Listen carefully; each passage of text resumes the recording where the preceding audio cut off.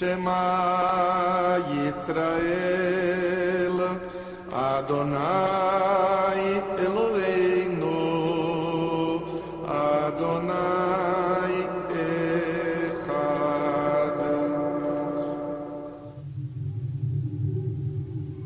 No primeiro dia, o Criador criou o céu e a terra, a luz e a escuridão. No segundo dia, o Criador separou a água do firmamento. No terceiro dia, ele cobriu a terra de verde e ordenou que ela gerasse frutos. No quarto dia, o Criador fez o sol e a lua e criou o tempo, e fez as estrelas para luzirem sobre a terra. No quinto dia, ele criou os peixes e as aves. No sexto dia, ele criou todos os animais viventes sobre a terra e o homem, à sua imagem e semelhança. Depois, ele abençoou e santificou o sétimo dia, porque neste dia cessou ele de produzir todas as obras que tinha criado. Sumérios, acádios, babilônios, hititas, filisteus, amonitas, persas, assírios, fenícios, moabitas. Entre todos os povos antigos, o único que chegou até os nossos dias foi o povo hebreu.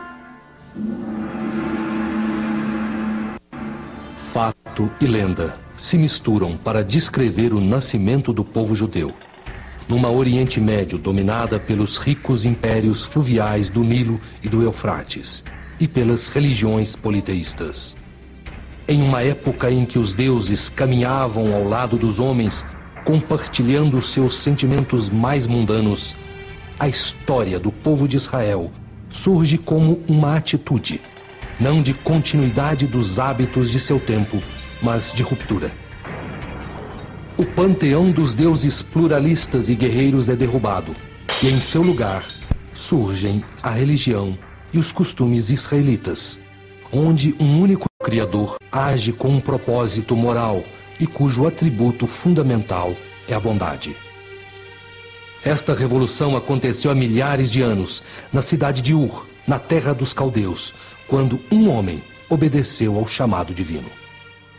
Desde então, a unidade do povo hebreu tem sido mantida através dos tempos pela descendência deste homem, o antepassado único, Abraão, de seu filho Isaque, e do filho de seu filho, Jacó, chamado por Criador Israel. Abraão e sua família saíram de Ur a caminho de Harã, na Mesopotâmia, e foi ali que ele recebeu a ordem divina para que deixasse a sua terra e seus parentes para construir uma nova nação na qual fundaria a sua linhagem. Obediente ao chamado de Criador, Abraão dirige-se para Canaã, a terra dos cananeus. Nesta terra, Abraão negocia com outros chefes tribais a compra de terras e de poços, essenciais para a sobrevivência numa terra ora verde, ora inóspita. É neste cenário que Abraão, Isaque e Jacó se movem, entre a vida sedentária das cidades de Jerusalém, Hebrom, Beersheba e Gerar e os bebedouros do deserto.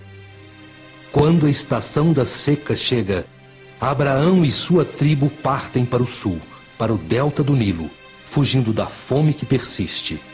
Mas tão logo as terras de pastagem voltam a florescer, eles retornam para a sua Canaã, sua terra prometida. Ao morrer Abraão, seu filho Isaque demonstra o mesmo compromisso e lealdade com seu povo e insiste para que seu filho mais moço, Jacó, se case com parentes para que os laços familiares não se rompam. De suas duas esposas, Leia e Raquel, e de suas servas, nascem 12 filhos: Ruben, Simeão, Levi, Judá, Issacar, Zebulun, Dan, Naphtali, Gad, Asher, José e Benjamim. Seus descendentes formam as 12 tribos de Israel. Estes são os filhos de Israel. A terra é a terra de Israel. sua identidade agora é finalmente definida. O judaísmo não se define somente como uma raça, porque judeus há de todas as cores e de todos os lugares. Não é somente uma nação, tampouco somente uma religião. Um povo. Esta é a sua melhor definição.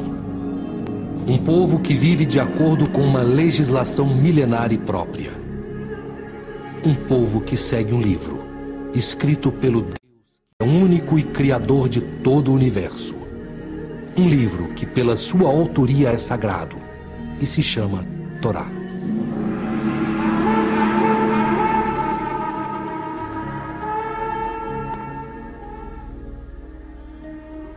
O sol se põe e mais um dia se inicia neste calendário que é lunar, porque assim diz a Torá.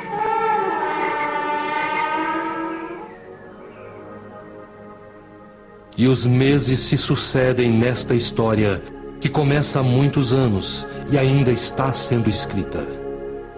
Nissan, o mês do êxodo e da liberdade.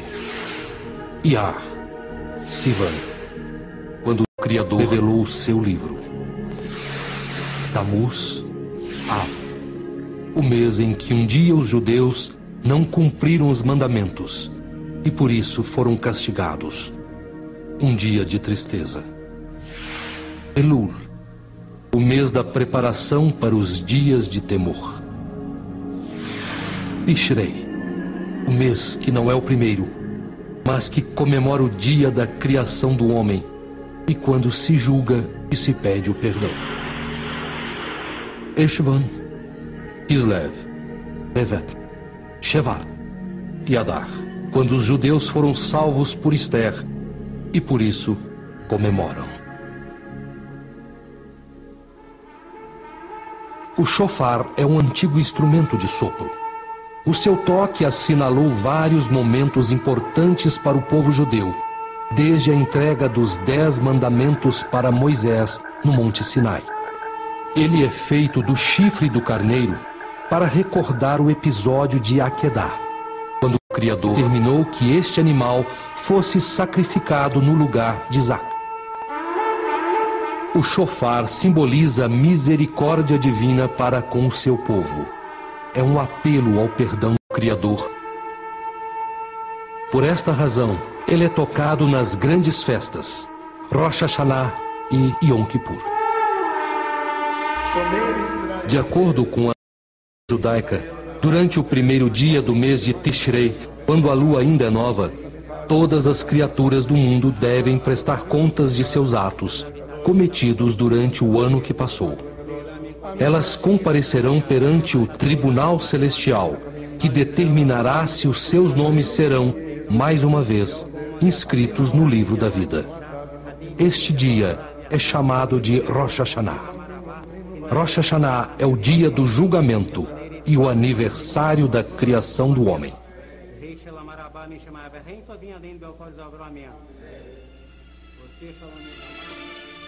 Em Rosh Hashanah, a Halá é redonda e é o símbolo da continuidade e da eternidade, o ciclo da vida, que é infinito.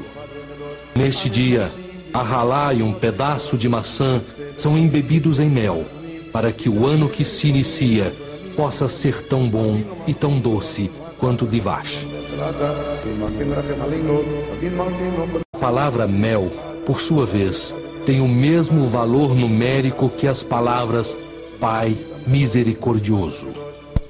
Assim, o mel que se come no dia sagrado de Rosh Hashanah representa a esperança que a sentença decretada pelo Supremo Juiz seja determinada por sua compaixão e sua bondade.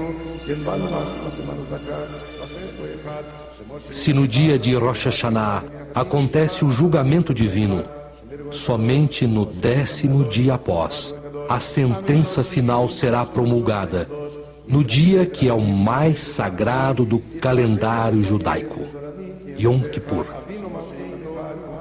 Yom Kippur é um dia de absoluta introspecção, quando os judeus de todo o mundo se reúnem nas sinagogas para pedir o perdão divino, não somente de seus pecados, mas das faltas de todo o mundo.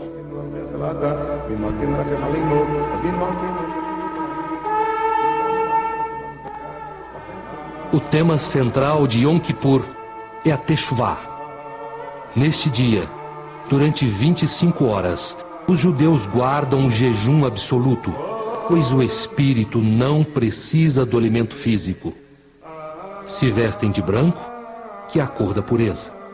Não usam sapatos de couro, para aumentar a dor pelos pecados cometidos.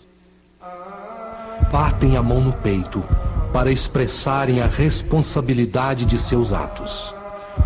Lembram os seus mortos, porque a alma é imortal. E para que a alma encontre descanso, é necessário o cumprimento de algumas mitzvot. Shiva, o número 7. Porque 7 são os dias da criação, e 7 são as interrupções que as pessoas que seguem um cortejo fúnebre fazem para demonstrar sua relutância em se separar de um ente que se foi. Na religião judaica, a fé é demonstrada por atos.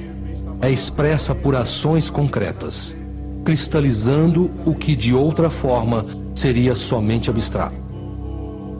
Dentro deste contexto, durante o sepultamento, se pratica o ritual da Kiriá, porque está na Torá que Yaakov, ao saber da suposta morte de seu filho, Yosef, rasgou as suas vestes. A morte é a grande niveladora. Nela não existem ricos e nem pobres. Quando uma pessoa morre, ela vai ao encontro do Senhor, vestida numa simples mortalha branca, e é sepultada em um caixão sem ornamentos. A morte não permite ostentação, e para demonstrar que seus mortos não serão esquecidos e sua tradição será perpetuada, basta somente uma pedra. Os que ficam rezam o Kadish, que exalta o Criador, suplica por um mundo de paz, pois na morte reafirma-se a vida.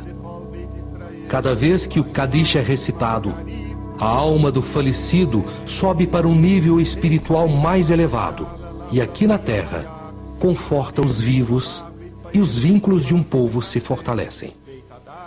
O espírito do homem é a vela do Senhor, pois tal qual sua chama, ele se dirige sempre para o alto. Shiva, o número 7.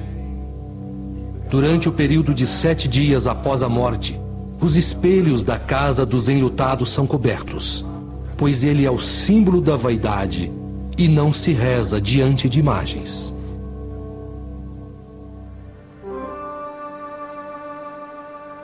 Shiva. Durante 7 dias, os judeus devem construir e habitar cabanas, porque assim diz a Torá, para que não se esqueçam que por 40 anos eles vagaram pelo deserto à procura de uma terra santa e viveram na Sucá. Ser judeu é ter memória. E Sucotes são construídas para que não se esqueçam que os valores materiais são irreais e que o verdadeiro lar não é de pedra. Grandes impérios ruíram. A história foi implacável. E a Sucá, com sua estrutura simples e frágil, permanece de pé, simbolizando a resistência do povo judeu. A Torá também ordena que na festa de Sukkot, no mês de Tishrei, se celebre tomando nas mãos 4 espécies de plantas. O etrog, que é saboroso e perfumado, assim como a pessoa que estuda o livro e pratica as mitzvot. O lulav, que possui frutos saborosos, mas não tem cheiro, e simboliza o homem que conhece as leis mas não as cumpre. O Hadass, que é perfumado, mas não tem frutos, e simboliza a pessoa que pratica as mitzvot, mas desconhece o livro. O Aravá, que não tem fragrância e nem frutos, tal qual o homem que desconhece a Torá e não cumpre nenhuma das leis. 4 são os tipos de seres humanos, e eles devem permanecer juntos. Que os virtuosos completem os que carecem de virtudes, com a ajuda do Criador, que está em toda parte, nos 4 cantos do mundo. Nos 4 cantos do mundo, como os fios visíveis de um talit. O talit é um manto retangular com franjas em suas 4 extremidades.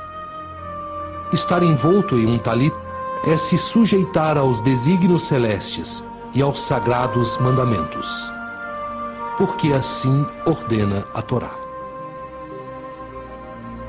Em todas as orações judaicas, abençoa-se o Criador.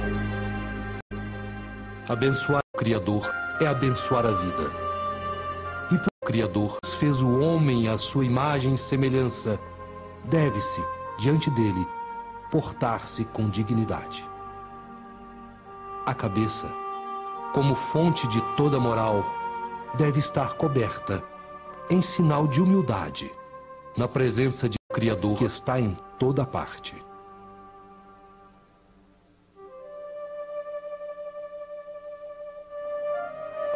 Os tefilim, que guardem suas pequenas caixas de couro, pergaminhos com as palavras do Criador, devem estar atados na cabeça, que é a razão, e no braço esquerdo, ao lado do coração. Razão e emoção juntas, que é assim a maneira de se louvar o Criador. Os judeus carregam no corpo e no espírito os símbolos de sua aliança com o Criador, e ao rezar, o fazem com a alma e com o corpo, pois assim, um dia, foi escrito.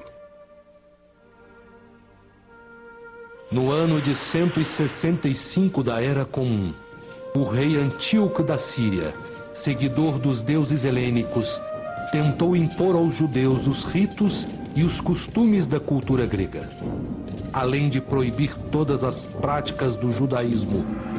Converteu o Templo de Jerusalém num local de cultos pagãos. Foi o estopim da revolta, que, iniciada por Matatias, foi depois comandado por seu filho, Yehudá. Apesar dos sírios deterem um poderio bélico infinitamente maior, os guerreiros judeus, chamados de Macabeus, foram vitoriosos, o que conferiu a esta vitória um caráter milagroso. Ao entrarem no templo profanado, para sua purificação e consagração, os judeus lá encontraram um único cântaro de óleo que não fora violado. O óleo era suficiente para manter acesas as chamas da menorá por apenas um dia. Suas chamas arderam durante 8 dias. A festa de Hanukkah, a festa das luzes, celebra esta vitória. Não a vitória na guerra, mas a verdadeira, a espiritual. A continuidade da fé e das tradições judaicas. Neste dia de celebração, a Hanukkah é colocada em um local visível, onde todos possam vê-la, para que suas luzes não iluminem somente os lares judaicos, mas também o resto do mundo.